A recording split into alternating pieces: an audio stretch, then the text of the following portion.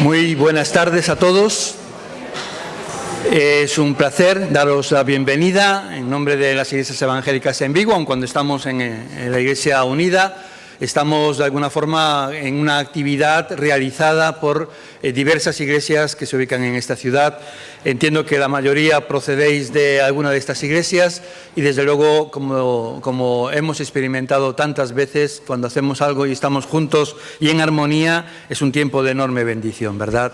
Hoy además pues tenemos un motivo de más alegría si cabe, y es el poder compartir con Antonio Cruz algunos de los temas que él ha escrito sobre ellos y sobre los que nos ilustra con una enorme capacidad. En el libro de las Crónicas de los Reyes, en el capítulo 12, habla del ejército de David, de los valientes de David y de quienes formaban parte de este ejército. Y hay un momento determinado en el que apunta de que entre los que se sumaron al ejército de David estaban un número importante de hombres de la tribu de Isaacar. Y comenta el escritor sagrado que estos hombres eran entendidos en los tiempos y sabían lo que Israel tenía que hacer, y sus hermanos seguían sus consejos. Lo que ellos decían, sus hermanos lo atendían porque veían en ellos sabiduría. Pues a esta clase de personas entendidas en los tiempos, entiendo yo, humildemente, que pertenece a Antonio Cruz.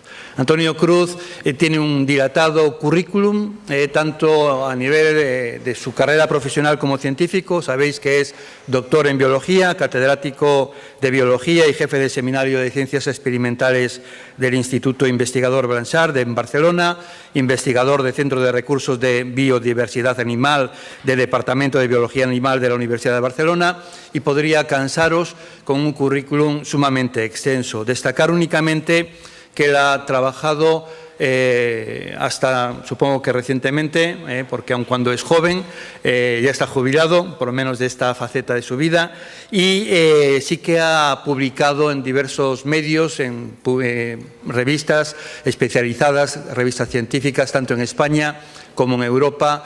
Ha sido reconocido y distinguido por universidades en el extranjero, como por ejemplo la Universidad Autónoma de Honduras, por su aporte a la educación en ese país, por la Universidad Autónoma de Yucatán en México, por su aportación sobre genoma y clonación humana, y la Universidad Mariano Galvez de Guatemala, por diversas intervenciones, así como una persona que ha participado en coloquios, en debates, en radio, en televisión, en numerosos ámbitos científicos, tanto en España como en el extranjero. Pero a este carácter de una persona conocedora del ámbito científico se une también un aspecto que para nosotros no es nada desdeñable, como es su faceta como teólogo. Él ha sido pastor durante muchos años en una iglesia en Barcelona y fundador de la Iglesia Unida de Tarrasa, de la que ahora es pastor colaborador, y profesor del Centro de Estudios Teológicos en Barcelona, ponente en el VI Congreso Evangélico Español, coordinador en cuestiones de bioética del Congreso Protestant de Cataluña, y ha dado conferencias y predicaciones en numerosos espacios donde quiera que ha sido requerido, en España, en Latinoamérica, en Estados Unidos, etcétera, etcétera. En ese sentido, entiendo que es un lujo poder contar con una persona que puede aunar estas dos vertientes tan necesarias hoy en día, porque a veces demasiado conocimiento nos puede alejar de Dios, ¿verdad? Y en ese sentido es bueno poder tener una percepción de las cosas desde la búsqueda de la verdad, desde la ciencia, pero sin descuidar la faceta de creyente, y poder conjugar esto en una sola persona que además está especialmente capacitada y dotada de oratoria, de saber traer a la tierra, a nuestro nivel, conocimientos mucho más complejos para que podamos entenderlos, ¿verdad? Es algo que nos edifica como pueblo de Dios, como iglesia o como personas individualmente que buscamos tener un mayor conocimiento de qué está ocurriendo en estos tiempos. Él ha escrito diversos libros, de los que tenéis ejemplares en la entrada y que después, al terminar este acto, podéis comprar si es vuestro deseo. Y bueno, pues creo que huelga decir nada más acerca de él. Lo escucharemos y entiendo que quedaremos ampliamente satisfechos. Decir únicamente que, decía, este acto está promovido por diversas iglesias de la ciudad de Vigo, Y como no queremos ser gravosos a las iglesias, como sabéis, la mayoría de vosotros no recibimos subvenciones del Estado ni ningún tipo de impuesto se deriva hacia nuestros gastos, sino que nos autofinanciamos completamente para no ser onerosos a los presupuestos de cada iglesia. Vamos a solicitar de vosotros una ofrenda que levantaremos después de la conferencia.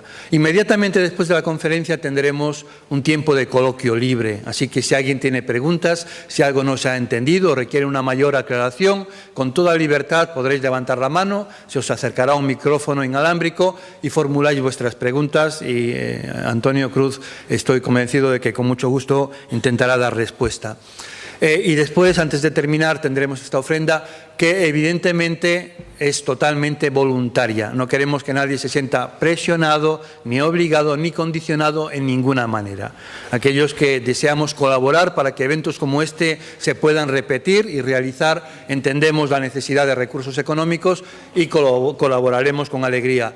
En todo caso, quien no pueda, a quien le venga mal, quien no lo haya previsto, por favor, siéntase con total libertad, invitado, es un placer que podáis disfrutar de esto y es sin ningún coste, ¿de acuerdo? Así que sin más preámbulos, quiero dar ya lugar al doctor Antonio Cruz para que él pueda dirigirnos la palabra y hablarnos acerca del tema que hoy nos presenta, 5 argumentos contra Dios. ¿Podemos recibirle con un aplauso?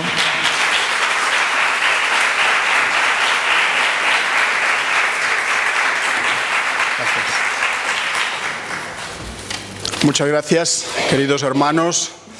Es un privilegio, es un placer para mí y para mi esposa estar aquí con todos vosotros compartiendo pues, algunos pensamientos, algunas ideas. Nosotros pensábamos que es la primera vez que venimos a Vigo y pensábamos que estaría lloviendo. Por lo menos eso es lo que nos habían dicho en El Hombre del Tiempo en Barcelona, que sí, que llovería. Pero estamos muy contentos porque no ha llovido hoy y hemos podido ver un poquito la ciudad. Nuestro hermano David muy amablemente nos ha acompañado y nos ha hecho sentir como en casa. Bien, 5 argumentos contra Dios. Hermanos, estamos viviendo en tiempos difíciles para la fe. Tiempos que el cristianismo, la idea de Dios, la idea de la creencia, el teísmo, el monoteísmo, se empieza a ver mal. Porque se está difundiendo la idea de que la religión tiene la culpa de muchas cosas desagradables. 11S en Nueva York, el hundimiento de las Torres Gemelas. ¿Por qué? Terrorismo religioso. Y eso está haciendo en algunos pensadores agnósticos o ateos, está haciéndoles pensar que la culpa de todos los males de este mundo la tiene la religión. Por tanto, habría que acabar con cualquier religión. Ellos hablan de todas las religiones, pero en realidad se están refiriendo al cristianismo. Lo que más les preocupa no es el Islam, no es el budismo, no es el hinduismo, es la religión cristiana, seamos sinceros.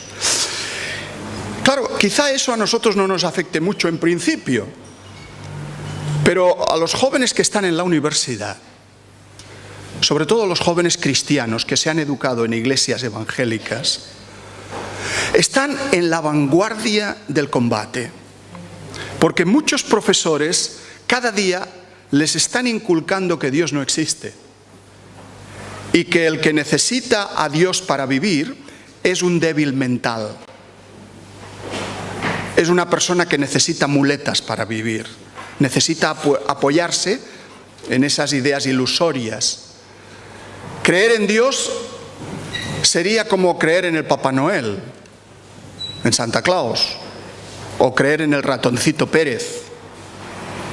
Eso lo dicen hoy algunos profesores. Claro que yo no he visto a ningún adulto que crea en el ratoncito Pérez ni en Santa Claus. ¿Por qué será? ¿Será porque son personajes imaginarios de ficción? En cambio, conozco a muchos adultos que creen en Dios. ¿Por qué será? ¿Será porque existe? Bien, pues un poquito de estas cosas os quería hablar en esta tarde. En todas las conferencias que solemos hacer de carácter apologético por diferentes países de América y en España, siempre salen algunos tópicos, algunas preguntas, algunas cuestiones. Y me gustaría empezar, si consigo... No lo consigo. Bueno, exacto, ahí. Si acaso vas cambiando tú cuando te parezca, porque veo que esto debe haber algún muro ahí que le impide la conexión. Esta palabra, necio, este versículo seguro que os suena. El salmista dice el necio en su corazón, no hay Dios.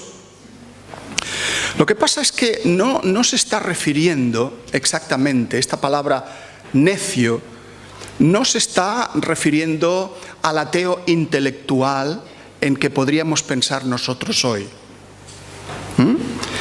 Una persona que no cree en la existencia de Dios, pero a nivel teórico. Porque puede haber personas que no crean en Dios, pero que sean honradas.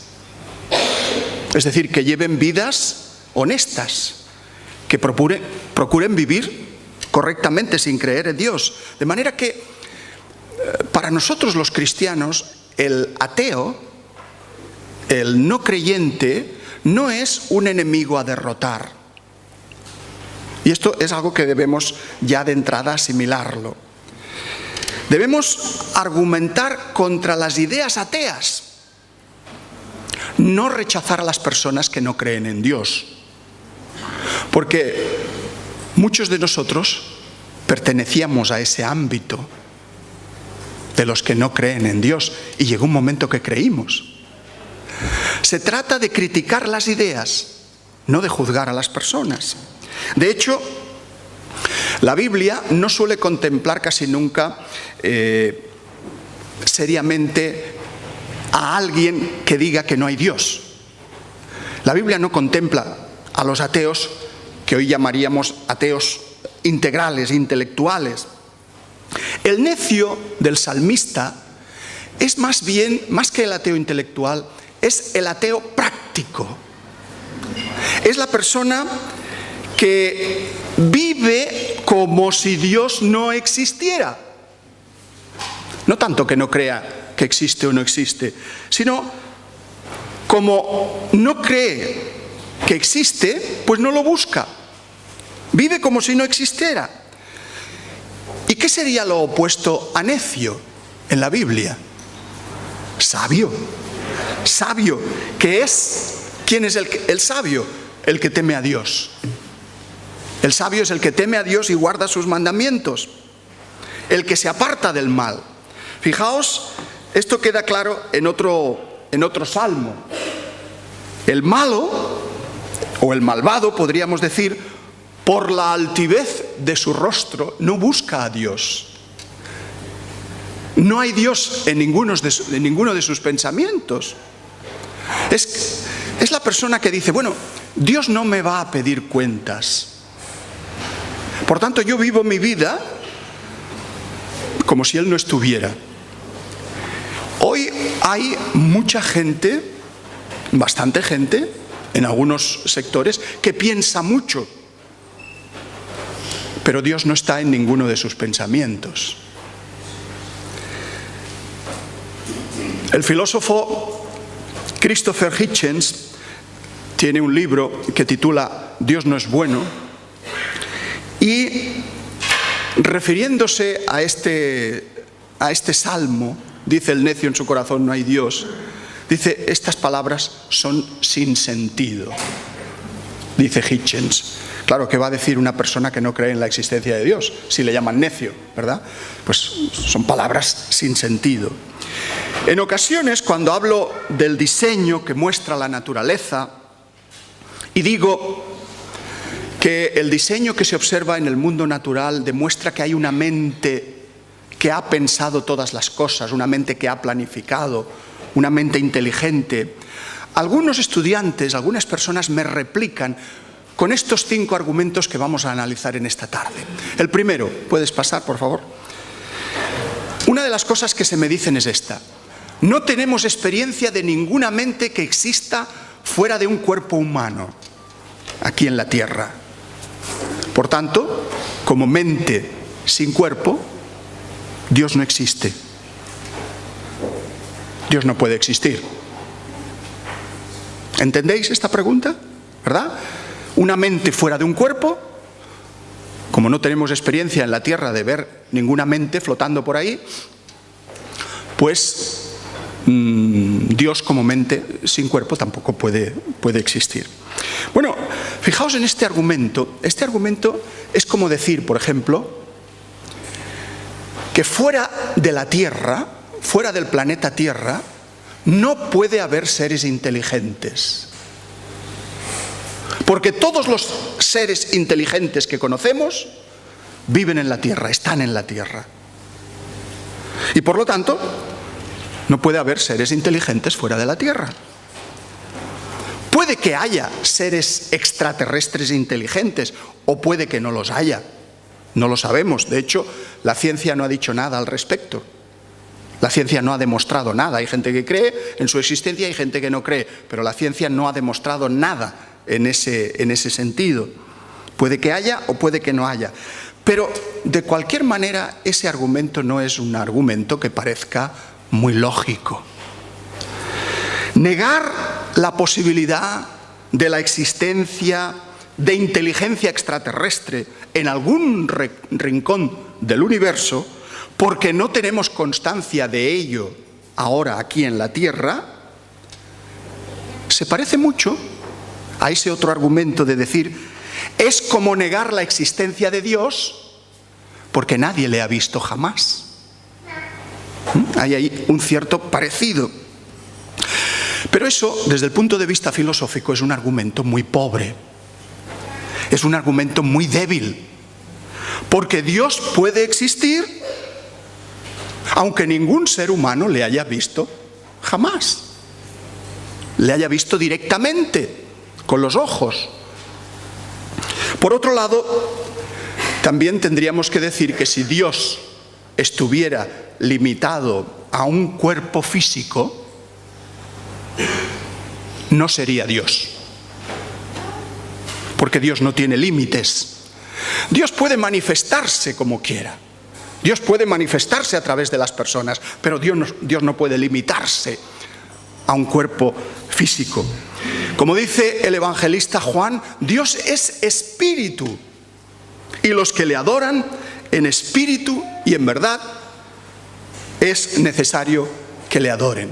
Dios puede existir aunque ningún ser humano le haya visto directamente.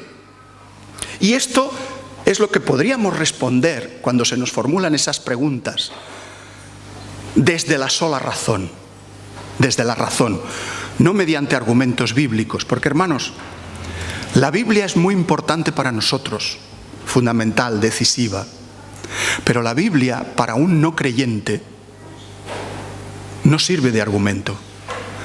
Citarles versículos de la Biblia para convencerles de que están en un error en su postura ateísta, no le sirve de nada a una persona que considera que la Biblia es una colección de libros inventadas por los hombres en diferentes épocas. La Biblia es muy útil cuando la persona ya cree en la existencia de Dios. Pero normalmente antes hay que atraer a esas personas a la fe mediante la lógica, mediante los argumentos, mediante las evidencias, mediante la razón. Desde otra perspectiva diferente, podríamos decir, desde la Biblia, como el apóstol Pablo, escribiendo a la iglesia de Corinto, les dice: pero el hombre natural no percibe las cosas que son del Espíritu de Dios, porque para él son locura y no las puede entender, porque se han de discernir espiritualmente. En cambio, el espiritual juzga todas las cosas, pero él no es juzgado de nadie. Porque ¿quién conoció la mente del Señor? ¿Quién le instruirá? Mas nosotros, dice Pablo, tenemos la mente de Cristo. Según Pablo, tanto la mente de Dios como la mente de Cristo existen independientemente de que nosotros creamos en ellas o no. El problema es que la persona natural, la persona escéptica por naturaleza, que vive como si no hubiera nada más allá de esta vida material, pues es incapaz de entender las cosas del espíritu, las cosas espirituales. Pero hermanos, tenemos que tener cuidado con esto, porque nosotros estamos viviendo en una sociedad que empieza a ser mayoritariamente agnóstica, atea. Y tenemos amigos en esa sociedad. Y nos codeamos cada día con esos amigos. Son colegas en nuestro trabajo, son compañeros de estudios, son compañeros en el mundo laboral. Y convivimos con ellos. Y los amamos. Y ellos a nosotros también. Pero ellos viven como si Dios no existiera. Son ateos.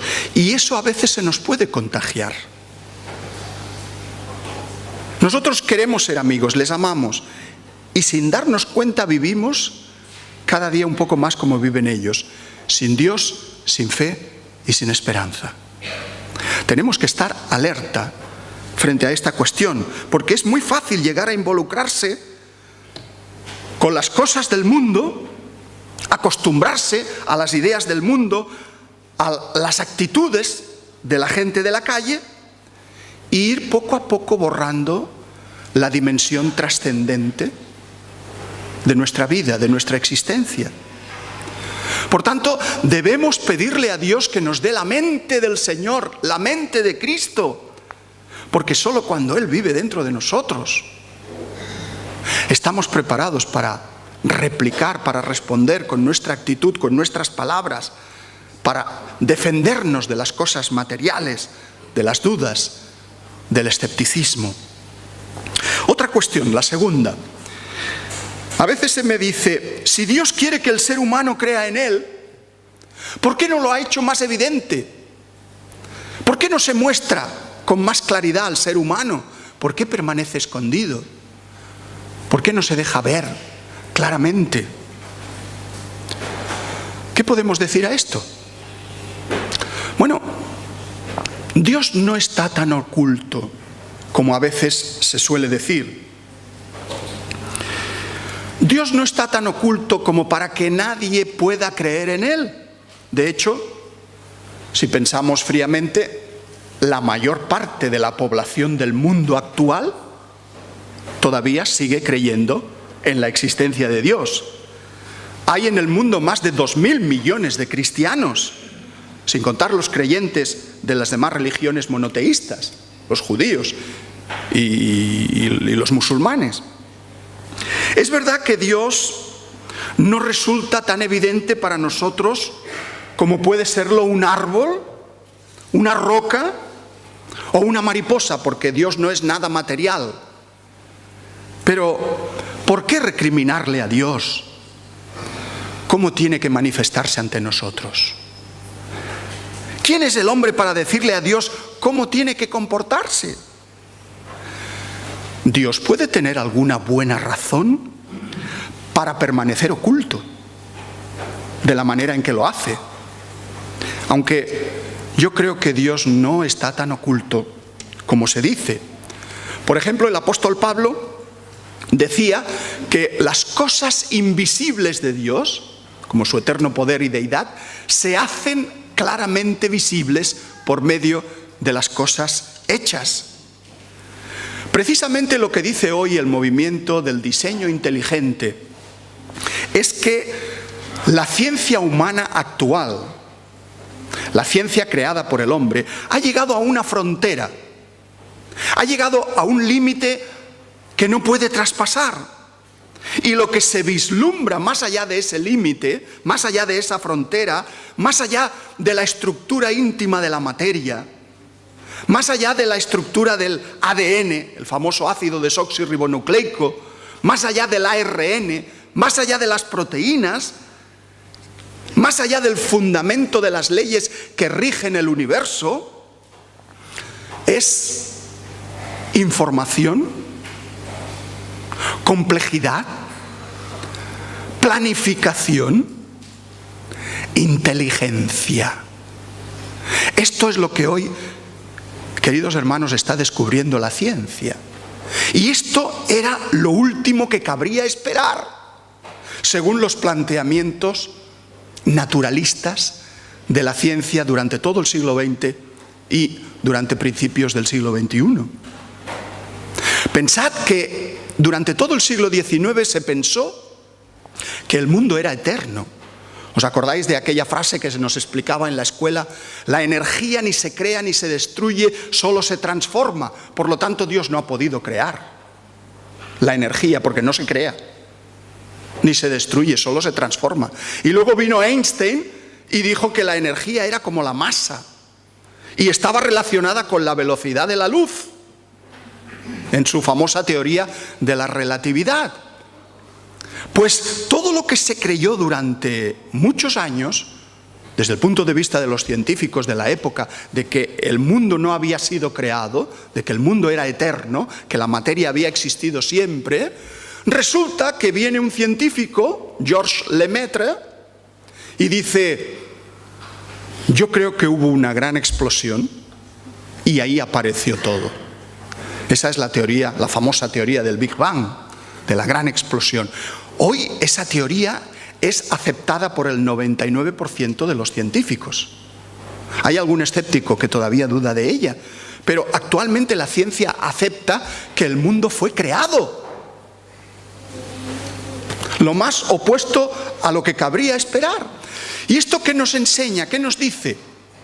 Pues nos viene a decir que la ciencia humana es provisional. Está cambiando constantemente. Lo que hoy se acepta como verdadero puede que dentro de 100 años se enseñe que era erróneo, que estaba equivocado, porque así es el ser humano. Aprende de sus errores.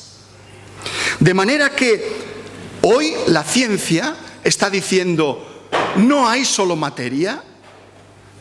La materia no es eterna, si tuvo un primer momento de creación, y cuando hurgamos en el corazón de las células, en el núcleo, en el ADN, en los genes, en los cromosomas, vemos inteligencia, vemos diseño. Hay cosas que no se han podido formar por azar, por casualidad. Quizá la evolución las ha hecho, según la teoría de la evolución de Carlos Darwin, pero desde luego una evolución materialista, una evolución sin Dios, una evolución sin creador, no ha podido crear lo que hoy estamos observando. La evolución es ciega, no tiene inteligencia, no hace planos, no diseña. Y eso es lo que hoy nos dicen los nuevos ateos. Richard Dawkins, por ejemplo, que es un biólogo inglés, nos habla de ese tema. Y nos dice que todo se ha creado solo por casualidad, por azar. Dios no existe. Pero es que hoy eso es insostenible, porque la ciencia nos está llevando a la encrucijada de pensar que hay una mente detrás de todas las cosas. No, Dios no está tan oculto como pudiera parecer. Como escribe Lucas, ciertamente no está lejos de cada uno de nosotros, porque en Él vivimos y nos movemos y somos, porque el linaje suyo somos. Por tanto, desde la perspectiva teológica de la Biblia, lo que ocurre es que nuestro mundo es un mundo caído, es un mundo sometido al mal, a las enfermedades, al sufrimiento, a la muerte, y también sometido a las deficiencias cognitivas, es decir, a las dificultades de descubrir y entender a Dios. Hoy el ser humano tiene dificultades para descubrir a Dios en su vida. El famoso teólogo Juan Calvino decía: la condición natural del ser humano es el sensus divinitatis. Tenemos que aprender latín. Eso de que latín solo lo sepan los católicos. Nuestra cultura hunde sus raíces en el latín, lo sabéis, ¿verdad? Desgraciadamente las humanidades se están perdiendo también. Pero Calvino escribió esto: el sentido de Dios. ¿Y qué entiende Calvino y sus seguidores actuales por el sentido de Dios? Seguidores actuales, los llamados neocalvinistas. Uno de los más famosos, uno de los filósofos más famosos que se pueden considerar cristianos neocalvinistas, es Alvin Plantinga, de la Universidad de Yale. Desgraciadamente no se ha traducido ningún libro de él al español. Todos están en inglés o en italiano. Pues este hombre dice: en realidad no puede haber auténticos ateos, porque Dios habría dotado a cada persona con este instinto natural que podría llamarse el sentido de Dios. Esto no sería algo que se aprendiera necesariamente en la familia, que se aprendiera en la escuela o en la iglesia, en la escuela dominical, sino que ya desde el seno materno el ser humano vendría marcado por esta cualidad innata que es la capacidad para creer en Dios de manera absoluta, de todo corazón, sin reservas. Fijaos qué idea más interesante. El ser humano y ninguna otra especie animal está dotado para creer en Dios. Hasta la neurofisiología o incluso la neuroteología reconoce que existen en el ser humano bases biológicas para la espiritualidad y la creencia en Dios. El cerebro humano está dotado de propiedades singulares. Hay unas neuronas, una zona neuronal en el cerebro humano que no existe en el resto de los animales, que nos permite la espiritualidad, nos permite el desarrollo de la fe en Dios. Este tema lo hablo en un capítulo de mi libro La ciencia encuentra a Dios. Pues bien, los científicos escépticos, los que no creen en Dios, dicen que, claro, al tener neuronas singulares en nuestro cerebro, el ser humano ha inventado a Dios. Pero Dios es una proyección, como decía Freud. Dios es el deseo de que haya un padre amante que nos espera. Es el hombre el que ha inventado a Dios, no Dios el que ha creado al hombre, decía Freud. Y hermanos, eso es lo que se enseña hoy en las universidades españolas, que el hombre ha inventado a Dios. Y yo me pregunto, ¿por qué no puede ser al revés? ¿No será que Dios nos ha dotado de esas regiones cerebrales con esas neuronas especiales para que podamos expresarnos espiritualmente y poder así relacionarnos con Él? Es decir, que Dios nos ha hecho criaturas espirituales. Lo que indica la Escritura es que como consecuencia de la caída, la entrada del pecado en el mundo, nuestras facultades cognitivas y espirituales dejaron de funcionar de la manera adecuada, como lo hacían al principio de la creación. Por eso hoy tantas personas tienen dificultades para descubrir a Dios en su vida. Yo creo que esta interpretación coincide también con el texto que hemos mencionado del apóstol Pablo, con este texto. Pues habiendo conocido a Dios, no le glorificaron como a Dios, ni le dieron gracias, sino que se envanecieron en sus razonamientos y su necio corazón fue entenebrecido. Profesando ser sabios, se hicieron necios. Eso está ocurriendo hoy.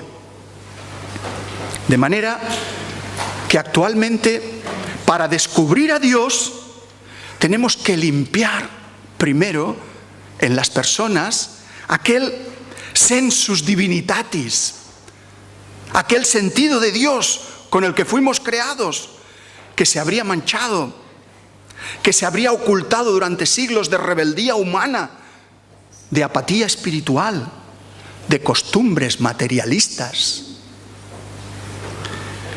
Y esto es lo que sencillamente la Biblia llama con una sola palabra: arrepentimiento. Arrepentimiento es descubrir el sentido de Dios en el alma humana. El redescubrimiento de Dios a través de la persona de su Hijo Jesucristo. Tercera cuestión. A veces se dice también, ¿no hay contradicción en los atributos de Dios? Es decir, si Dios fuera omnisciente, si Dios lo sabe todo, no podría cambiar de opinión. Pero si Dios cambia de opinión, entonces es que no es omnisciente. Ese es un argumento racional que también se usa con frecuencia y tiene su fundamento. Es cierto que en la Biblia hay varios pasajes en los que parece que Dios cambie de opinión. Fijaos, en Éxodo 32:14 podemos leer: entonces Jehová se arrepintió del mal que dijo que había de hacer a su pueblo.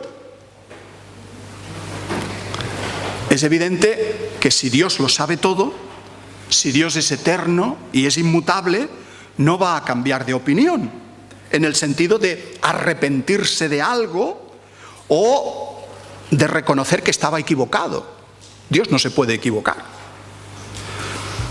Lo que pasa es que a nosotros puede parecernos que Dios cambia de opinión desde nuestra perspectiva finita y temporal. Sin embargo, desde la perspectiva eterna de Dios, Él no puede cambiar de opinión. Lo que realmente ocurre es que Dios solo se puede comunicar con el ser humano por medio de una revelación antropomórfica, con un lenguaje humano que nosotros podamos comprender, hablándonos en términos claros, pero humanos, temporales. Es decir, rebajándose hasta nuestro nivel. Hay una palabra que se inventaron los teólogos que se llama abajamiento. No la busquéis en el diccionario porque no está. Abajamiento, es un invento teológico. El abajamiento de Dios. Dios se bajó o abajó o rebajó para poderte hablar a ti y poderme hablar a mí, para que nosotros pudiéramos entenderlo. Por ejemplo, cuando Adán y Eva pecaron y se escondieron de la presencia de Dios, en Génesis 3:9 leemos: mas Jehová Dios llamó al hombre y le dijo: ¿dónde estás tú? ¿Es que acaso el Dios omnisciente, el Dios que lo sabe todo, no sabía dónde se había escondido Adán? Claro que lo sabía. No está preguntando por su localización física, sino por su condición espiritual. ¿Dónde estás tú en relación conmigo? ¿Sigues siendo el mismo de antes o tu corazón ha cambiado? Incluso eso último también lo sabía Dios, porque como dice el salmista, Él conoce los secretos del corazón. Él sabía dónde estaba el ser humano. Dios sabía qué había dentro de su corazón y dentro de sus pensamientos, pero deseaba que fuera el propio hombre quien se diera cuenta de la trascendencia de lo que había hecho. Dios busca a Adán en el huerto de Edén, sabiendo que Adán ha pecado y sabiendo dónde se esconde. Pero lo explica a nuestra manera. Lo explica desde nuestra perspectiva humana, finita y espacial. De la misma manera lo que a nosotros puede parecernos a primera vista un cambio de opinión o que Dios se arrepiente de sus intenciones previas, es solo lenguaje humano. Es una manera de decirlo. Es un lenguaje antropomórfico para que nosotros podamos entenderlo bien. Dios no se sorprende nunca de nuestras decisiones, porque las conoce desde la eternidad. Él sabe qué elección hará cada persona, y lo sabe desde antes de la fundación del mundo. En Jeremías 18:8, Dios dice también: pero si esos pueblos se convirtieren de su maldad contra la cual hablé, yo me arrepentiré. Vuelve a decir otra vez aquí Dios: yo me arrepentiré del mal que había pensado hacerles. Es una manera humana de hablar, puesto que Dios, repito, sabe desde el principio quién se arrepentirá y quién no. Él hace que todas las cosas contribuyan a sus planes eternos y a su voluntad suprema, en la cual no hay mudanzas ni hay sombra de variación. Santiago 1:17. A veces se dicen también tonterías como esta: ¿puede Dios crear una piedra tan pesada que no pueda levantar? ¿No os han hecho nunca esta pregunta? Si Dios puede crear una piedra tan pesada que Él mismo no pueda levantar, ahí hay una contradicción, porque si no la puede crear no es Dios. Y si no la puede levantar tampoco es Dios. Dios, queridos amigos, no suele hacer cosas extrañas o contradictorias. Dios no suele hacer solteros casados o círculos cuadrados o piedras que no se pueden levantar. Dios no hace tonterías, por favor. Él puede hacer aquello que es lógicamente posible hacer, no lo que no lo es. Cuarta cuestión. Cuando se piensa en la inmensidad del universo, cuando se piensa en el incontable número de estrellas y de cúmulos de estrellas y de galaxias y de explosiones de supernovas, cuando se piensa en las explosiones de enanas blancas, que son unas estrellas que producen violentas explosiones, con un enorme derroche de materia y de energía, esto supone un gran gasto energético. Algunos científicos dicen: ¿no parece incomprensible semejante despilfarro de energía, de materia, de espacio, tan poco eficiente desde el punto de vista humano, con la idea de un Dios que de todo el universo solo se interesa por un pequeño puntito que es el planeta Tierra y por una especie que es el ser humano? ¿Por qué un Dios sabio iba a permitir, dicen ellos, que el 80% del universo no fuese apto para la vida, como ha descubierto la cosmología? Porque nosotros vivimos en ese 20% restante del universo donde sí es posible la vida. Esta es una de las cuestiones que se formula con gran frecuencia.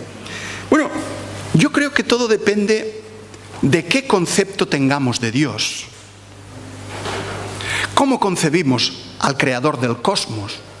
Si pensamos que Dios es como un artista clásico, ¿os acordáis? Aquellos artistas de la época grecorromana que esculpían aquellas estatuas tan perfectas, tan realistas, en aquel mármol blanco de Carrara, el David de Miguel Ángel, el Discóbolo de Platón, el Discóbolo de Mirón, la Victoria de Samotracia, aquellas esculturas perfectas, perfectamente medidas, calibradas, calculadas al milímetro, o por ejemplo la arquitectura que construyó el Partenón de Atenas, esas cuidadosas pinturas que aparecen en el arte clásico del Renacimiento. Bueno, todo eso nos habla de que los artistas clásicos eran artistas ordenados, meticulosos, preocupados por la eficiencia, por las medidas exactas, por la proporción adecuada, por la economía de medios. Pero, ¿por qué tendría Dios que ajustarse a esos ideales humanos? El creador de todo lo que existe no tiene escasez de recursos, no tiene escasez de medios, como los artistas clásicos. La eficiencia o el rendimiento energético es importante para nosotros, los mortales, que somos criaturas finitas, materiales, ilimitadas, pero no para Dios. Si eres un ser limitado, tienes que ser eficiente para lograr lo máximo que puedas lograr con pocos recursos, con pocos medios. Pero si eres omnipotente, ¿qué importancia puede tener la eficiencia o los recursos? Quizá Dios se parece más, en algunos aspectos, a un artista romántico, extremadamente creativo, que se deleita en la diversidad, en hacer tantas cosas diferentes como sea posible. Por ejemplo, la pintura romántica de los siglos XVIII y XIX se caracterizaba por el exotismo, por la diversidad de colores y de formas, por la búsqueda de lo sublime, los paisajes complicados, como este carro de heno, de Constable, de 1821. Se representaban iglesias en ruinas, movimientos sociales, naufragios, etcétera, etcétera. En España, de esta época, tenemos obras como, por ejemplo, las obras costumbristas. Los paisajes, los cuadros de costumbres en Andalucía. Hay mucha obra de este tipo. Pues bien, cuando se mira el mundo natural, el mundo de los seres vivos, es muy fácil darse cuenta de que al Dios creador le gusta la diversidad, le gusta la variedad, le gusta el derroche de medios, la inmensidad, el espacio ilimitado del cosmos, la multiplicidad de formas, la exageración de recursos. En el mundo hoy hay aproximadamente 7.000 millones de personas, y aunque algunas caras puedan parecerse un poco entre sí, no hay dos iguales. 7.000 millones de personas. Los gemelos monovitelinos pueden parecernos idénticos, pero si miramos su cara con un microscopio, encontraremos diferencias.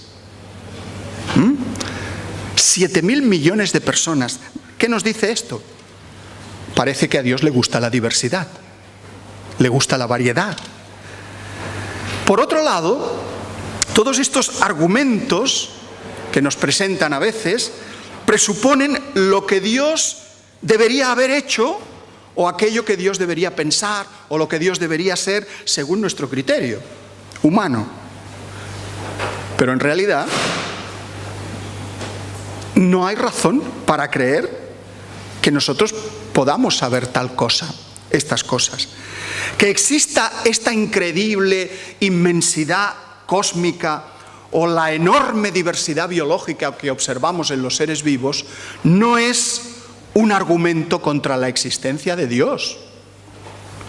A nosotros puede parecernos que el universo presenta una gran ineficiencia energética y espacio-temporal, pero el Creador puede haber tenido sus gustos, sus preferencias o sus buenas razones para hacerlo así, aunque nosotros no lleguemos a comprenderlo nunca desde nuestra finitud humana. Y finalmente, la quinta, la de siempre, la tradicional, el eterno problema. Si Dios existe, ¿por qué permite el mal? Como sabéis, este es quizás el argumento más famoso, el que ha dado pie a la teodicea, una disciplina dentro de la teología, del que más se ha escrito, el más fuerte contra la existencia de la divinidad y el que más usan también los adversarios del teísmo. Dicen pues que la existencia del mal, de la injusticia, pues atenta un poco contra la omnipotencia y la bondad de Dios. Es cierto que no comprendemos las razones de Dios para permitir el mal en el mundo. Pero aunque esto sea así, no podemos deducir de este desconocimiento que Dios no exista. Precisamente porque no sabemos las razones que Dios pudo tener para permitirlo. Un Dios todopoderoso no podría haber evitado el mal, se nos dice, y el sufrimiento de seres inocentes, creando seres humanos incapaces de hacer el mal, sobre todo el mal moral.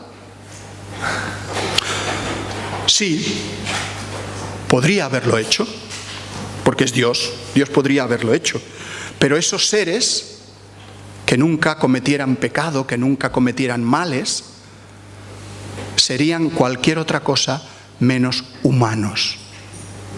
No serían seres humanos. Porque la esencia de un ser humano es el libre albedrío, es la libertad. Poder decir sí o poder decir no. Para poder amar, tenemos que ser libres también para poder odiar. Para ser libres, para ser buenos, tenemos que ser libres también para ser malos. Dios podría habernos creado como autómatas, programados solo para hacer el bien, como juguetes que solo se mueven cuando se les tira de la cuerda. Pero Dios nunca quiso rebajarnos a ser juguetes, a ser máquinas, a ser autómatas. Quizás el estado de guerra, el estado de maldad que impera hoy en el universo sea el precio por la libertad humana. Pero, de todas formas, ¿no es un precio muy alto?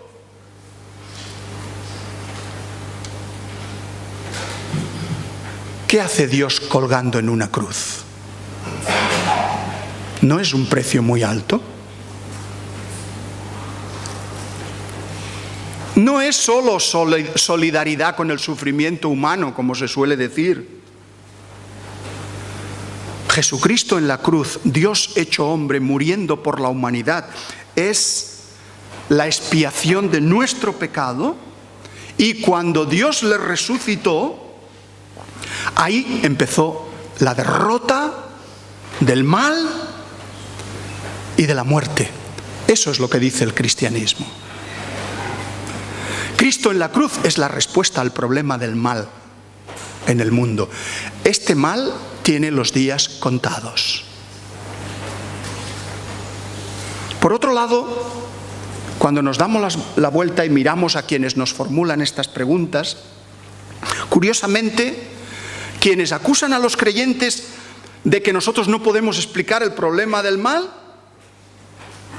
tampoco ellos ofrecen una respuesta satisfactoria desde el materialismo. La explicación naturalista del mal, pues es que el mal se trata del resultado lógico de los procesos propios de la naturaleza. Desde esta perspectiva, pues claro, no podemos decir, por ejemplo, que matar al enemigo sea algo malo, porque así es como funciona la naturaleza. Las horribles masacres cometidas a lo largo de la historia por gente como Hitler, Stalin, Mao, Osama Bin Laden o cualquiera de los muchos villanos que ha tenido la historia, serían equiparables a la acción de los leones cuando devoran a las cebras, a las gacelas o a este facócero en la sabana africana.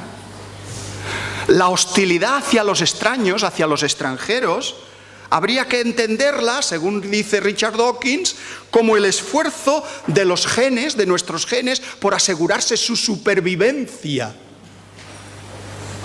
Y no habría nada perverso, nada antinatural en ello. Esto es lo que se nos dice.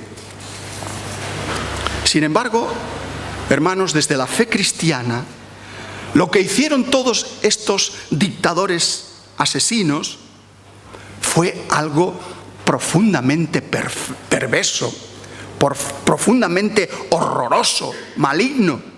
Fueron actos objetivamente malos y horribles. Fueron crímenes contra la humanidad. Luego, el problema del mal en el mundo no es menos fácil de explicar por parte del materialismo ateo que por parte de los creyentes. Sin embargo, a pesar de todo, como sabéis bien, la Escritura dice que el mal es una consecuencia directa de la rebeldía humana contra Dios, que el Creador no nos diseñó para la muerte, sino para la vida, y que algún día sobrevendrá una nueva y gloriosa creación de cielos nuevos y tierra nueva, donde morará definitivamente la justicia y la paz, como dice 2 de Pedro 3:13, cielos nuevos y tierra nueva. Conclusión: ninguno de estos 5 argumentos puede demostrar que Dios no exista. Por supuesto que hay muchas objeciones más, unas más fuertes que otras. De hecho, yo estoy trabajando ahora en un libro que será 100 objeciones contra Dios, porque hay muchas objeciones que se han hecho a lo largo de la historia, no solo en este tiempo presente, argumentos contra la existencia de Dios, pero todos tienen una respuesta desde la fe. Ningún razonamiento humano consigue eliminar definitivamente la necesidad del Creador. El problema, hermanos, es que cuando nosotros hablamos con los no creyentes, con la intención de presentarles el Evangelio, al desconocer las respuestas adecuadas, las respuestas idóneas a esas objeciones que ellos nos plantean, y nos quedamos sin palabras a veces, ellos creen que tienen razón, porque nosotros no sabemos la respuesta. Pero no es porque no existan respuestas, es simplemente que nosotros no las conocemos, esas respuestas. Y aún les reafirmamos más en ese escepticismo cuando los creyentes no sabemos argumentar nuestra creencia, nuestra fe. Por eso tenemos la obligación como cristianos de leer, de profundizar. Estamos en este tiempo necesarios de apologética, de defensa de la fe. Tenemos que pensar más en estos temas, porque son las preguntas que rondan en la mente de nuestros conciudadanos. Debemos escudriñar, leer, madurar con la intención de ayudar a otros cada vez que se nos demande razón de la esperanza que hay en nosotros. Porque, hermanos, el ateísmo es una vía muerta. El ateísmo es un camino equivocado. El ateísmo no satisface las necesidades fundamentales del ser humano. Se podría decir que el ateísmo es existencialmente frustrante, porque implica reconocer que la vida humana no tiene sentido. Únicamente en Dios el hombre y la mujer pueden encontrar el verdadero sentido de su existencia. Como dice Pablo, nos gloriamos en Dios por el Señor nuestro Jesucristo, por quien hemos recibido ahora la reconciliación. Solo la fe reconcilia al hombre con Dios. En segundo lugar, el ateísmo no responde a los grandes enigmas del alma humana. ¿Quién soy? ¿Qué es la vida? ¿Por qué estoy aquí? ¿Qué hay después de la muerte? Sin Dios, como dijo el predicador, vanidad de vanidades, todo es vanidad. En el ateísmo, la vida es un sinsentido. No podemos saber quiénes somos, ni cuál es el sentido de nuestra existencia, porque todo se acaba con la muerte. Se impone la antropología materialista. Somos monos desnudos, como dijera Desmond Morris. Somos genes y células, nada más. ¿Por qué está hoy aumentando en el mundo el número de suicidios? Porque la gente ha dejado de creer en Dios. Y ya no tiene ningún tipo de esperanza. Esperanza trascendente. La esperanza es para el hombre y la mujer como el oxígeno para los pulmones. Y la asfixia existencial que provoca el cáncer del ateísmo está debilitando, está acabando con nuestra generación aquí en Europa y en otros lugares de Occidente. El ateísmo convierte al ser humano en un dios, porque es moralmente egocéntrico. Si Dios no existe, entonces todo me está permitido porque yo soy Dios. El narcisismo se apodera de las personas que se creen así el centro del mundo, enamoradas de sí mismas, endiosadas. ¿Quién le dijo a la primera pareja en el libro de Génesis, seréis como Dios? ¿Quién lo dijo? El diablo, simbolizado por la serpiente. ¿Y qué había que hacer para convertirse en Dios? Desobedecerle.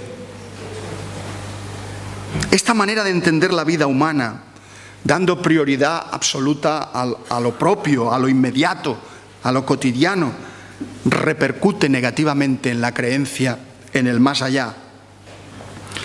¿Cómo puedo amar al prójimo si el amor se acaba conmigo mismo? No me queda amor para amar a nadie más que a mí.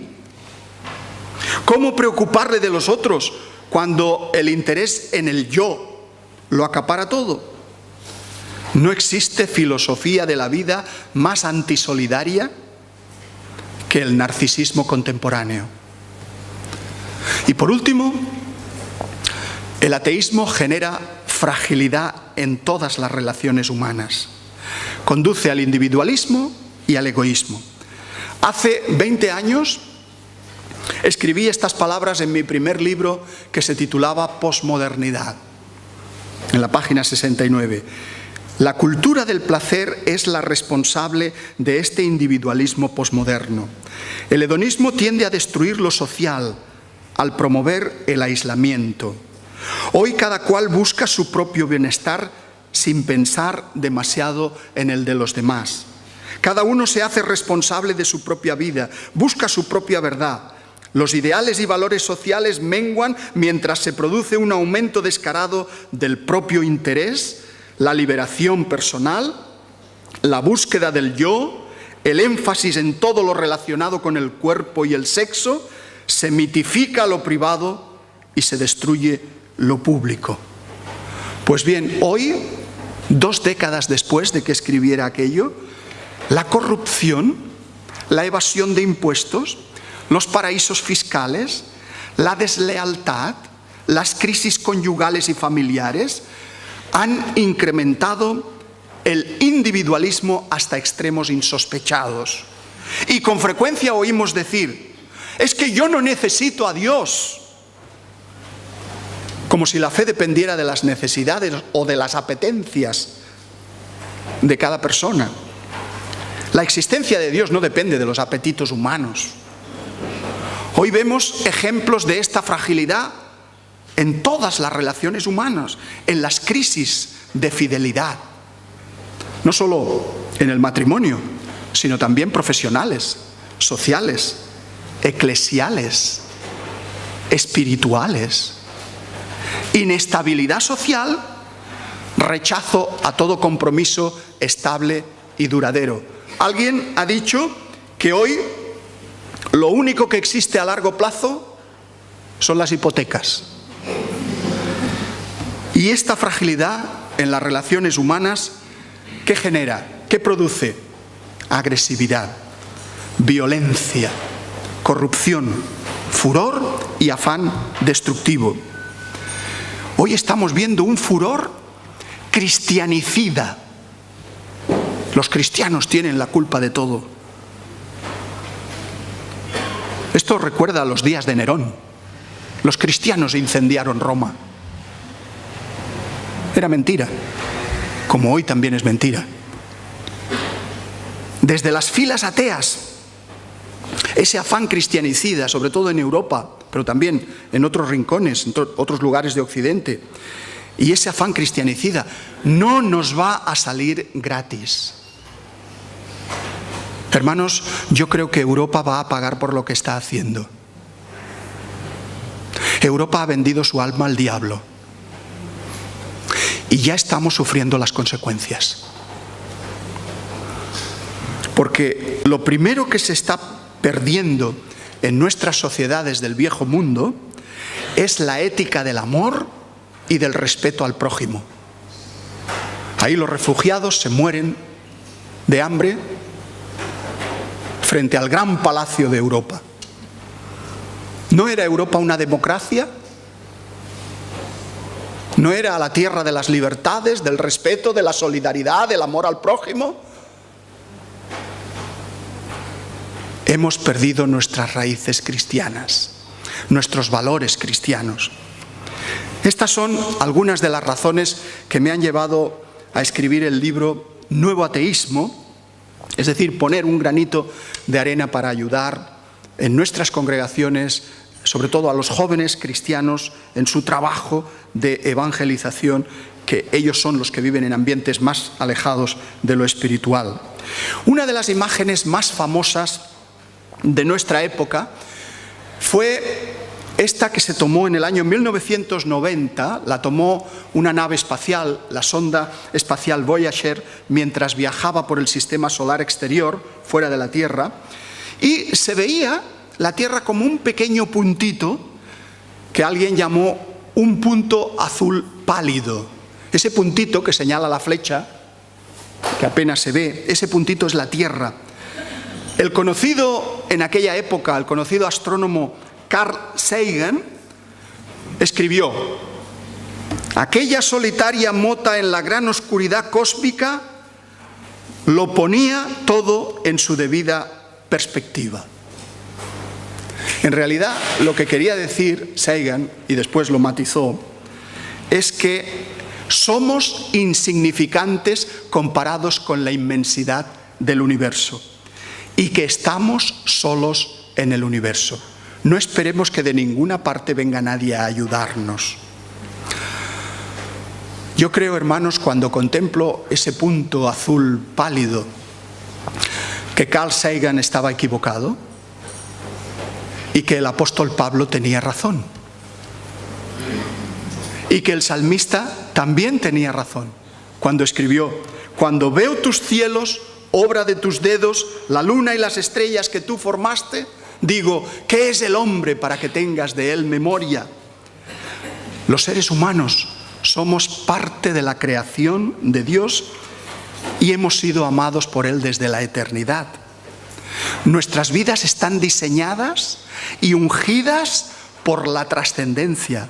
No estamos solos en el cosmos, sino que tenemos un Padre misericordioso que, como escribió el salmista, sustenta nuestra suerte.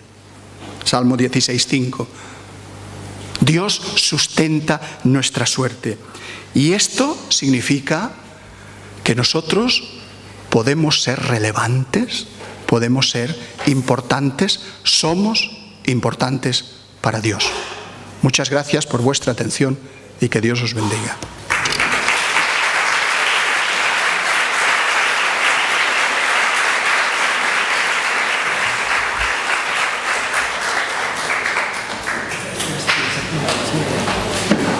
Muy bien, pues como anunciábamos al principio, vamos a abrir ahora un turno de palabras por si hay alguna pregunta que alguien quiera hacer.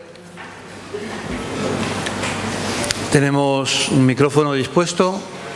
No sé si alguien quiere, sí, Antonio o Daniel Baruja. Pero puedo arreglarme sin micrófono. Mejor con el micro, porque aunque tú te escuches... Gracias. Se oye. Bueno, es una pregunta, espero que muy sencilla. ¿Hemos desterrado a Dios de nuestra adoración y hemos puesto en su lugar a la ciencia? Sí, yo creo que sí. En parte ese es uno de los problemas de nuestro mundo. Hemos divinizado la ciencia y hemos llegado a pensar que Dios no es necesario, que Dios pertenecía a los mitos del pasado, que la única manera de adquirir conocimiento verdadero en nuestro mundo es el método científico. Entonces, todo aquello a lo que el método científico no tiene acceso, no existe. Esa es la filosofía positivista que hay detrás de la ciencia. No es que todos los científicos sean así, no es que todos los científicos digan eso, pero algunos científicos, y algunos muy relevantes, muy famosos, dicen esas cosas haciéndolas pasar por ciencia, cuando en realidad son filosofías. Es metafísica. Por ejemplo, cuando Stephen Hawking, el gran cosmólogo y físico inglés, pontifica que ya no necesitamos a Dios porque tenemos la ley de la gravedad. Es decir, según él, la ley de la gravedad crearía el universo. Pero eso no es ciencia. Esa afirmación no es científica, porque eso no se puede demostrar. Es metafísica, es un metarrelato, como puede serlo el relato teológico de la creación, de que Dios creó. Pero él hace pasar ese metarrelato, ese relato metafísico, como si fuera científico, cuando no lo es. Porque incluso aunque tuviera razón de que gracias a lo que se está descubriendo hoy de la ley de atracción gravitatoria, de la ley de la gravedad, se hubiera podido generar el Big Bang, las leyes no crean nada. En matemáticas, por ejemplo, una ley dice 1 más 1 es igual a 2. Pero yo, por mucho que lo intento, 1 más 1 es igual a 2, esa ley nunca consigue aumentarme la cuenta corriente en el banco. Tengo los mismos euros siempre. Los pocos euros que tengo los tengo siempre igual. Es decir, las leyes no crean nada nuevo. Las leyes son representaciones de la realidad. Son representaciones de acontecimientos que se repiten periódicamente. Y una ley simplemente es la constatación de algo que ocurre en la naturaleza. Pero la ley por sí misma no crea nada. La ley de la gravedad no crea nada. En todo caso, cuando se está hablando, muchas veces los físicos hablan de la nada. ¿Qué es la nada? Pues, y dicen, el Big Bang surgió de la nada. Y nosotros creemos, según la doctrina de la creación, la doctrina bíblica de la creación, pensamos que Dios lo creó todo a partir de la nada. Pero la nada de Dios, la nada de la Biblia y la nada de los físicos teóricos, ¿es la misma nada? No. La nada de los físicos, cuando ellos hablan de nada, se están refiriendo a una cantidad de partículas subatómicas, de campos de energía, de materias, partículas subatómicas. No es la nada absoluta. En cambio, Dios lo hizo todo a partir de la nada absoluta. No es que la nada sea alguna cosa, no es nada.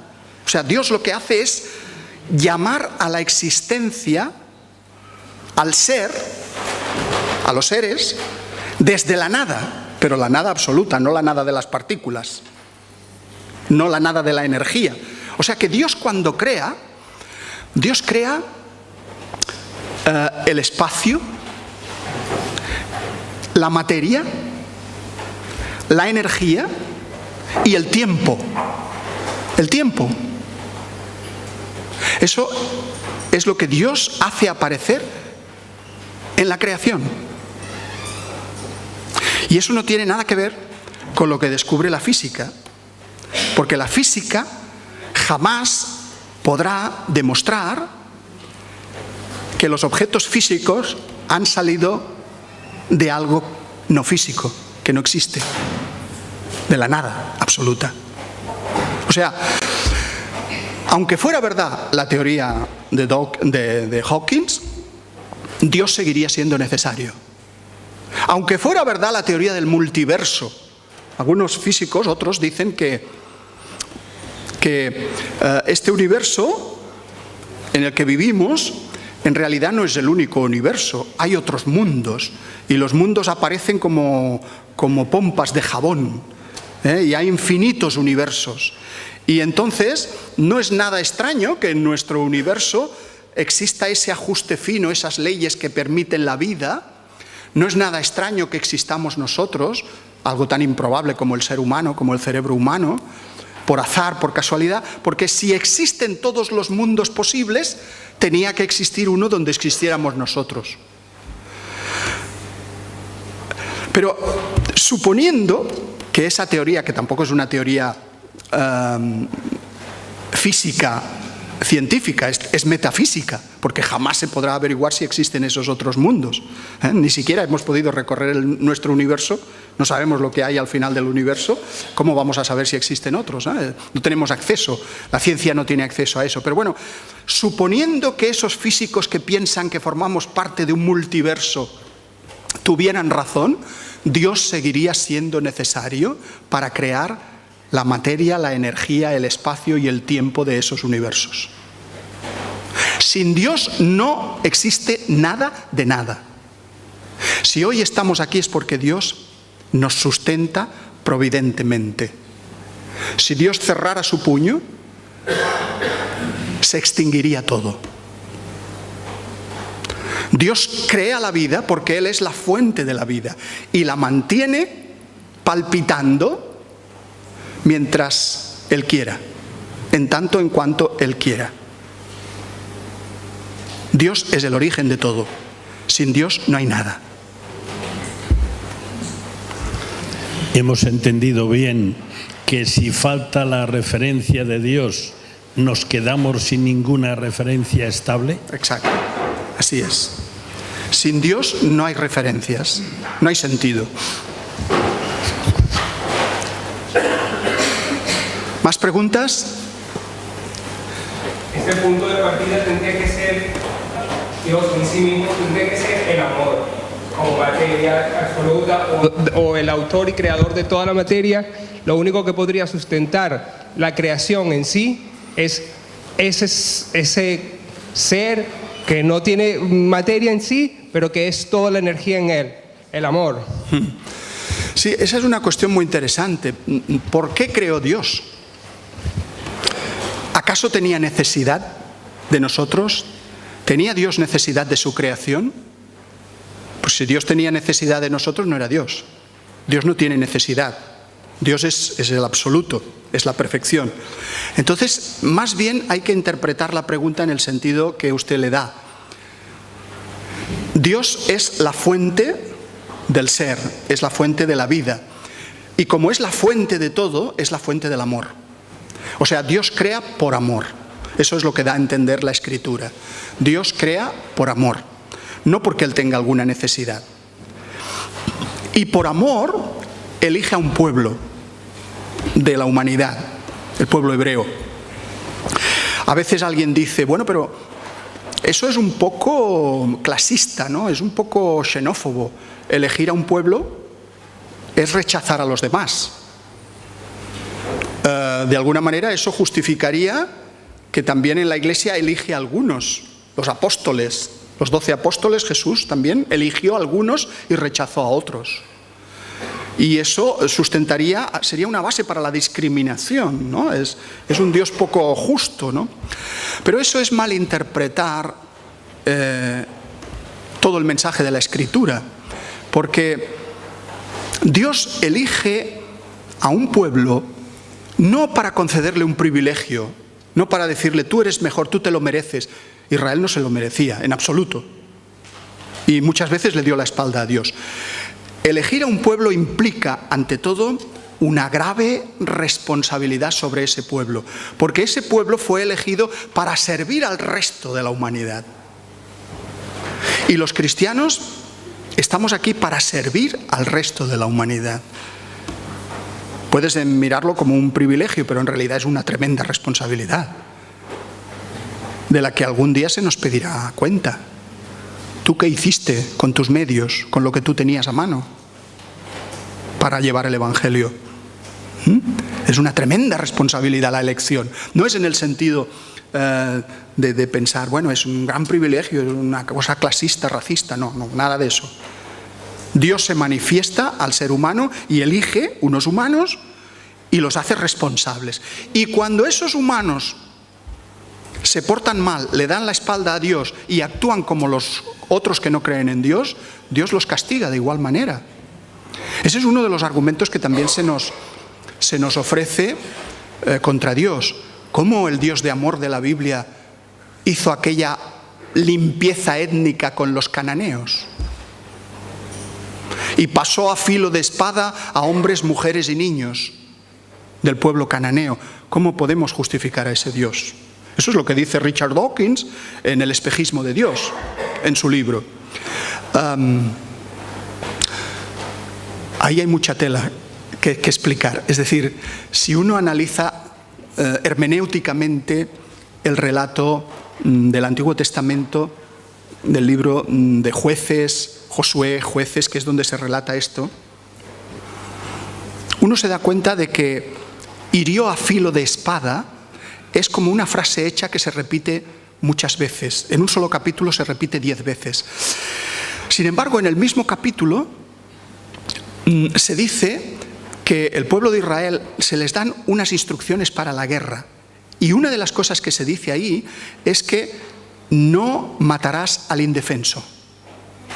Es decir, en la guerra luchan los soldados, mueren los soldados, pero los indefensos, las mujeres, los niños, los ancianos, esos no había. Entonces, ahí hay una contradicción. Hay un teólogo que analiza muy bien ese argumento y él dice que no debemos entender ese texto de Canaán literalmente en el sentido de que murieron todos los habitantes de Canaán, porque cuando uno pasa del libro de Josué al libro de Jueces, que es el libro siguiente, resulta que la tribu de Judá y la tribu de Benjamín, cuando atacan a Canaán, resulta que años después vuelven a atacar a Canaán. Había cananitas, luego entonces no los exterminaron a todos. Si no los exterminaron a todos es que no se aplicaba esa fórmula, sino que se respetaba, o sea que también. Y desde luego, vamos a ver, estamos hablando de una era precristiana. Estamos hablando de una cultura determinada. Dios tiene que actuar, que trabajar con los hombres. Pensad lo que hicieron los otros pueblos a Israel también.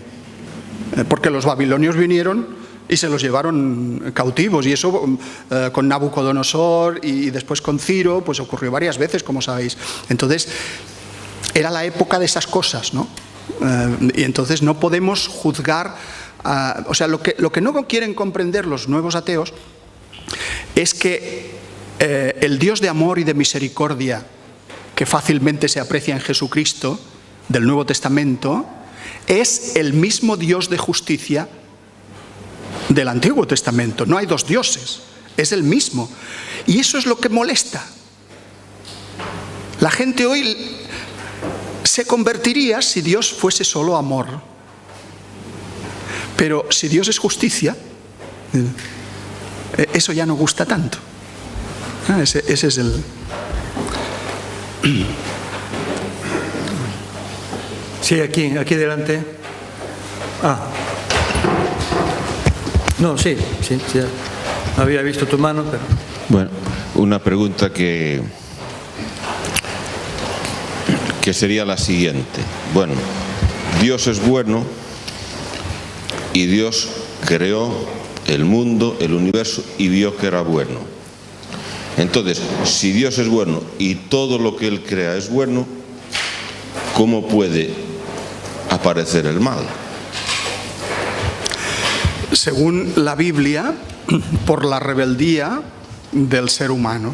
Es decir, el hombre Dios le da una orden, le dice, de este árbol puedes comer, de este no, te tienes que portar así y tal, y el hombre desobedece conscientemente la orden de Dios. Es decir, el ser humano, el hombre y la mujer, quieren ser autónomos, quieren ser independientes de Dios. Ya en los primeros momentos aparece esa independencia, esa rebeldía de Dios, pero es que eso lo estamos viendo hoy constantemente. El ser humano quiere ser él quien dirija su vida, quiere ser autónomo, no quiere depender de normas, de preceptos, de leyes, y por tanto ese es el desencadenante de toda la maldad, según la Biblia. Pero claro, Dios cuando crea al ser humano, a la primera pareja, corre el riesgo de que el ser humano utilice mal su libertad. Como lo hizo. El hombre utilizó mal su libertad. Y Dios corrió ese riesgo, a pesar de todo. Porque si no lo hubiera corrido, no seríamos humanos, como comentábamos antes. Si Dios nos hubiera hecho siempre para el bien, no seríamos especie humana, seríamos otra cosa. Esa es la explicación que la Biblia ofrece del origen del mal.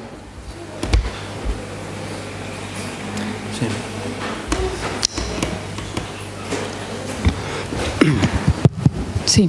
Hola, muchas gracias en primer lugar por la charla. Y bueno, mi pregunta es, a lo largo de toda la historia, la ciencia ha ido demostrando algunas creencias que tenían los cristianos de la antigüedad que eran falsas, como por ejemplo el antropocentrismo, que todo giraba en torno al hombre, que se creía por las Sagradas Escrituras, es la concepción que tenían los cristianos, y la ciencia demostró que no giraba todo en torno al hombre. O por ejemplo muchos milagros que atribuíamos en el campo de la medicina a Dios, luego con el avance del tiempo la ciencia demostró pues que esas cosas pasan en la naturaleza. Y mi pregunta va por esos tiros. Si crees que hay algún punto que hoy en día tenemos los creyentes que estén en ese estado de que con el tiempo igual la ciencia puede llegar a demostrar pues que hay otra solución al margen de Dios, como por ejemplo ahora recientemente se ha demostrado que en el laboratorio han sido capaces de crear, por ejemplo, moléculas complejas como aminoácidos, no han llegado a crear vida, pero ¿qué pasaría si algún día un científico llega a crear vida de forma espontánea? Y además me gustaría saber qué pasaría con tu fe si eso pasara. Bien, de entrada, lo que comentábamos antes es que la ciencia es siempre provisional. Es decir, muchas de las teorías de la ciencia, cuando pasan los años, se revisan, se modifican, se anulan y se hacen otras. La ciencia es siempre provisional. Por ejemplo, lo que decías antes de que la ciencia ha demostrado que el hombre ya no es el centro del universo. ¿Seguro? Es decir, ¿seguro que la ciencia ha demostrado que el hombre no es el centro del universo? Claro, hubo una época, antes de Copérnico y de Galileo, que se pensaba que el centro del universo era la Tierra y el Sol giraba alrededor de la Tierra. Eso es lo normal. Ver, por las mañanas yo veo que el Sol sale por el este y se pone por el oeste. Pues el sentido común me dice que la Tierra es estática, no se mueve, y es el Sol el que sale y se pone. Eso era algo propio. Hoy sabemos que no es así, que es al revés, que es la Tierra la que gira alrededor del Sol, y en fin, tenemos otra idea. Eso es cierto, eso es así. Sin embargo, ¿quiere eso decir que la Tierra no es el centro del universo? Es decir, desde otra perspectiva. Primero, el universo no tiene centro. Porque lo que la ciencia dice, el universo está en expansión. Pero no está en expansión a partir de un punto central.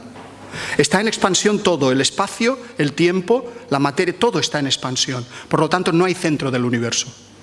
La Tierra no puede estar en un lugar que no existe. El centro del universo no existe.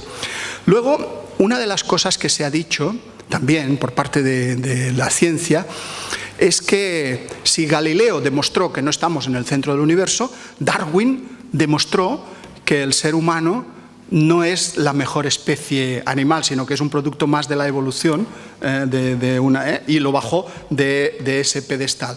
Y entonces existe esa creencia de que la ciencia ha demostrado que el hombre no es importante, pero vamos a ver, si nosotros vivimos en el 20% del lugar del universo donde es posible la vida, y que el 80% del cosmos no es apto para la vida, ¿alguna importancia se le ha dado al ser humano que se le permite vivir precisamente donde tiene que vivir para prosperar? Es decir, no somos el centro geométrico del universo o geográfico del universo, pero sí podemos llegar a ser el centro espiritual del universo. El hombre sigue siendo la especie mejor dotada porque ninguna otra tiene una conciencia moral y espiritual como el ser humano. Sigue siendo el centro del cosmos. Pero bueno, tampoco sabemos a ciencia cierta que no haya más vida. No lo sabemos, pero todos los datos que tenemos hoy nos inducen a pensar que somos nosotros, seguimos siendo nosotros. Lo que pasa es que eso no gusta. Lo que pasa es que eso, hay gente que está en contra, como el filósofo Peter Singer, que dice que tan importante es un gorila como un hombre y que los gorilas, como especies en extinción, habría que protegerlos más que a las personas, porque personas somos 7.000 millones y gorilas hay menos, ¿no? Y entonces se crea ahí una especie de antropología animal ficticia, es decir, rebajando al ser humano. El ser humano simplemente pues tiene instintos como los bonobos y el ser humano no tiene destino, no hay una dimensión ética, porque claro, si no hay Dios, ¿en qué sustentamos los valores éticos? ¿Qué es lo que está bien y lo que está mal si no hay Dios? Por tanto, si no hay Dios, todos somos iguales, todas las especies. Una bacteria puede tener, desde el punto de vista evolutivo, la misma importancia que un ser humano. Es decir, es una filosofía naturalista, atea, que subyace detrás de la explicación de la vida. Es decir, cuando no se cree en Dios, se diosifica la naturaleza. Pero ¿por qué limitar a un Dios tan grande y omnipotente a solo una galaxia, si en el universo hay galaxias? Es que nadie dice eso. Bueno, a solo una galaxia no, a solo un planeta. Es que nadie dice eso, puede haber. Pues entonces igual no somos tan centro... Pero es que no lo sabemos. De momento no hay ninguna evidencia. Todo lo que se está descubriendo hasta ahora, todos los posibles planetas que orbitan estrellas grandes, o son demasiado grandes o son demasiado pequeños para albergar la vida. Que en algún momento se pueda encontrar vida, puede ser, no lo sabemos. Pero desde luego el optimismo que imperante a mediados del siglo XX, como Drake, que decía que en nuestra sola galaxia por lo menos tenían que haber 1.000 millones de civilizaciones extraterrestres. Es muy raro que no se haya descubierto todavía ninguna, si eso fuera cierto. Eso lo dice también Dawkins en sus libros, que estamos poblados de seres extraterrestres. Pero la ciencia, tenemos ahí el SETI, el Servicio de Inteligencia, de Detección de Inteligencia Extraterrestre, que incluso se llevó al cine, ¿verdad? Se hizo una película. Lleva muchos años oteando el horizonte cósmico para ver si percibe alguna señal del espacio de inteligencia, algún ritmo, alguna cadencia. De momento no ha encontrado nada. Más bien hay escepticismo y lo que se viene a decir ahora por parte de los cosmólogos, radioastrónomos, es que posiblemente hubo civilizaciones pero ya se han extinguido. O a lo mejor habrá cuando nosotros nos extingamos y no hay manera de comunicarse. No sabemos nada. Cuando se habla de esos temas es especular, es pura especulación. Lo que pasa es que a veces se usa la especulación para favorecer los argumentos contrarios al cristianismo. De momento no se ha encontrado nada, ni señales de radio. ¿Más preguntas? ¿Puedes pasar a Sole? Hola, gracias por tu exposición. Un argumento más. Si realmente creo que la Biblia no es un libro sagrado ni un libro importante, ¿qué razón tengo para creer en la trascendencia, una vida más allá, o que no se acaba todo aquí? Porque en todos estos siglos nadie ha venido, nadie nos ha contado su experiencia. Esto es algo que a veces me ha dicho la gente, ¿no? ¿Cómo sabes que hay algo más? Sí, mucha gente, hay ese dicho popular de, bueno, nadie ha venido del más allá para explicárnoslo. Bueno, eso es un grave error. Jesucristo ha venido del más allá. Y precisamente en la Biblia se nos explica. El problema es que la gente no quiere aceptar la evidencia de la Biblia, pero es porque no ha estudiado la Biblia, yo creo. Yo creo que la gente no acepta el mensaje de la Biblia porque la desconoce. Cuando uno analiza, por ejemplo, el mayor milagro de todos, la resurrección de Jesús, y analiza el tema de la tumba vacía, y analiza que hubo una guardia romana puesta por interés de los propios hebreos, de los propios judíos que habían matado a Jesús, para que no se diga, como decía él, que resucitara. Cuando se analizan detalladamente las evidencias, las mujeres que llegan el primer día, el embalsamamiento, Juan que llega y ven los lienzos allí puestos como si el cuerpo hubiese pasado a través de los lienzos porque estaban todavía liados. Y dice la Biblia que vio y creyó. No necesitó ningún argumento. Vio y creyó. Aquello no lo podía, no era posible. Cuando uno analiza, a ver, ¿qué mérito me merecen los cristianos primitivos que decían que ellos fueron testigos de que Jesús se levantó de entre los muertos, que resucitó y que después se apareció en numerosas ocasiones a numerosos testigos, en una ocasión a más de 500 en el momento de la ascensión? ¿Merece crédito esa historia? ¿Realmente eso se puede tomar como una evidencia histórica, la opinión de esas personas, de los cristianos primitivos? Bueno, hay que pensar que esos cristianos primitivos, muchos de ellos, dieron su vida por predicar que Jesús había resucitado. Nadie da su vida por una mentira, sabiendo que es mentira. Es decir, una de las cosas fundamentales de la historia es la verificación de las opiniones de los testigos que estuvieron allí. La validación de los testigos. Y el acontecimiento de la resurrección de Jesús es una de los que tiene más evidencias históricas para creer en él. ¿Por qué el ser humano que no quiere creer a pesar de las evidencias? Bueno, la fe es un don de Dios. En última instancia, la fe depende de cada persona. Depende de cada criatura. Y hay personas que se abren y hay personas que no se quieren abrir. Es como las cuerdas de un violín. Según el ruido que se hace fuera, las ondas acústicas pueden hacer vibrar esas cuerdas. Pero hay personas que las cuerdas espirituales no les vibran nunca con el mensaje del Evangelio. ¿Por qué? Y en cambio a otras sí. Esa es la gran cuestión que tenemos ahí, ¿no?